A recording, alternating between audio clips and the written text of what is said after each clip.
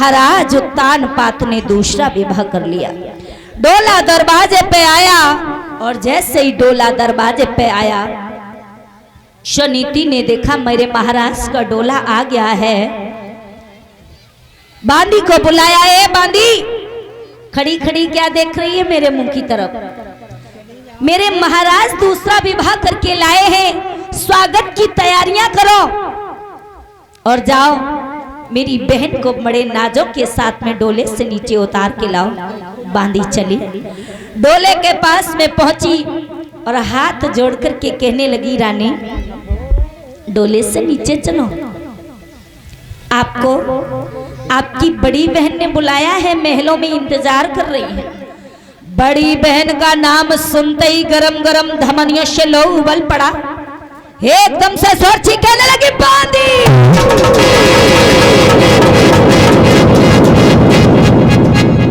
किस बड़ी बहन का नाम ले रही है?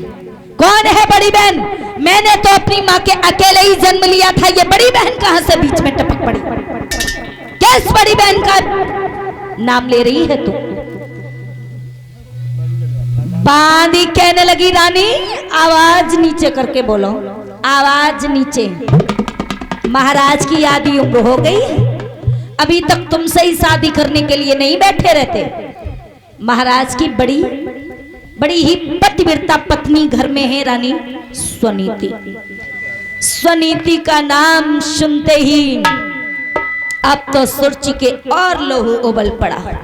सुरची कहने लगे, बांदी मेरे महाराज को बुला। महाराज उत्तानपाद आए। रानी क्या हुआ? डोले से नीचे चलो। सुरची कहने लगी, सुन लो महाराज,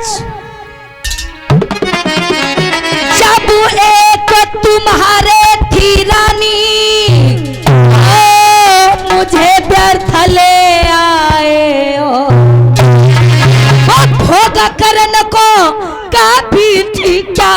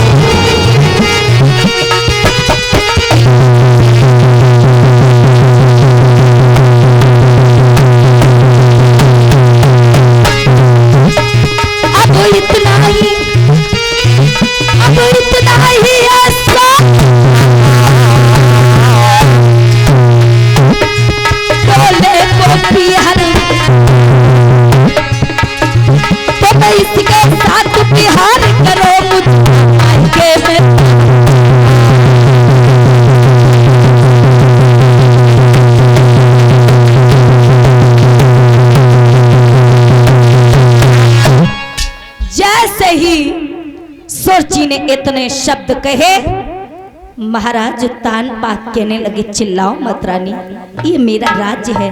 तब तक बांदी ने सुनीति को बताया, महारानी सुरची डोले से नहीं उतर रही है।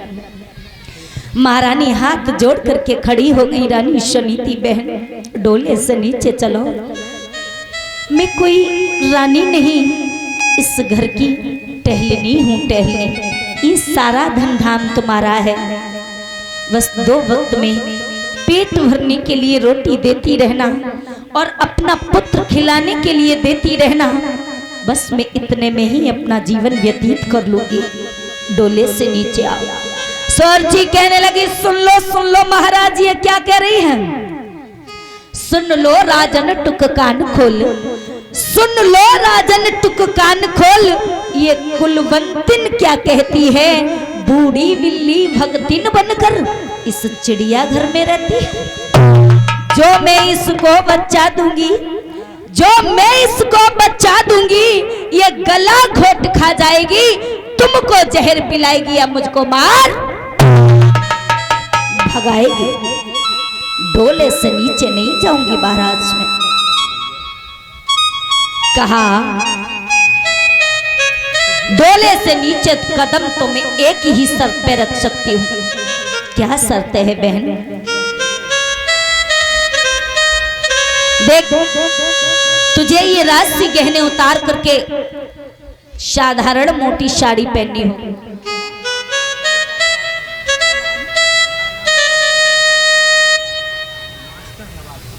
और मास्टर नवाब सिंह की तरफ से ये हमारे लिए 101 रुपए का पुरस्कार आया है। राधे रानी की कृपादृष्टि बनी रहे, धर्म के मार्ग पर चलते रहें।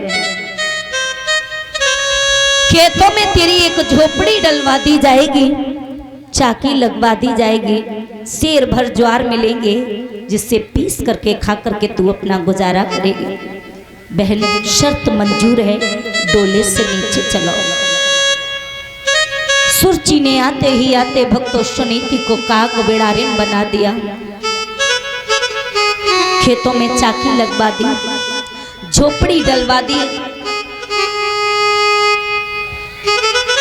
नित्य शेर भर ज्वार पहुंचने लगे। रानी खाकर के गुजारा करने लगी, रो रही हैं, परेशान हो रही हैं। एक दिन महाराज उत्तान पात जंगल में शिकार करने के लिए चले। शिकार करते करते अंधेरा हो गया, परेशान हो गए। घोड़ा घुमाया, सुरची के महलों में आए, दरवाजा खटखटाने लगे। सुरची दरवाजा खोलो। सुरची भक्तों गहरी नींद में सो चुकी थी तो महाराज उत्तान पात सुनीति की झोपड़ी में पहुंचे। रात व्यतीत की, सारी रात हो गई दुख सुख की कहते कहते। सुबह हुआ, वापस सुरची के महलों में आए, दरवाजा खटखटाया। सुरची दरवाजा खोलो। एकदम से सुरची दांती को पीस करके आई, कहने लगी महाराज आपने सारी रात कहाँ व्यतीत की? लग रहा है कि आप मेरी सौतन के घर गए हुए थे। महाराज कहने लगे चिल्लाओ मत। आया, दरवाजा खटखटाया पर तुमने दरवाजा नहीं खोला तो मैंने महात्मा जी के आश्रम पे सारी रात को व्यतीत किया। लेकिन भक्तों वो बात छुपने से नहीं छुपी। उसी रात रानी सुनीति गर्भवती हो गई और दूसरी रात रानी सुरची गर्भवती हो गई। दोनों रानियां गर्भ धारण करने लगी। दोनों रानियां गर्भ धारण किए हैं। जब से सुनीति ने गर्भ धारण किया उस दिन से नीचे पलंग से पैर नहीं रखा। हजारों दासियां सेवा में खड़ी हैं। और रानी सुनीति ने गर्भ धारण किया। खेतों में सारे दिन नाज बटोरती हैं, चाकी से पीसती हैं, खाकर के गुजारा करती हैं अपना। अत्यंत दुखी है रानी सुनीति। प्रभु कौन से पाप किए हैं गोविंद?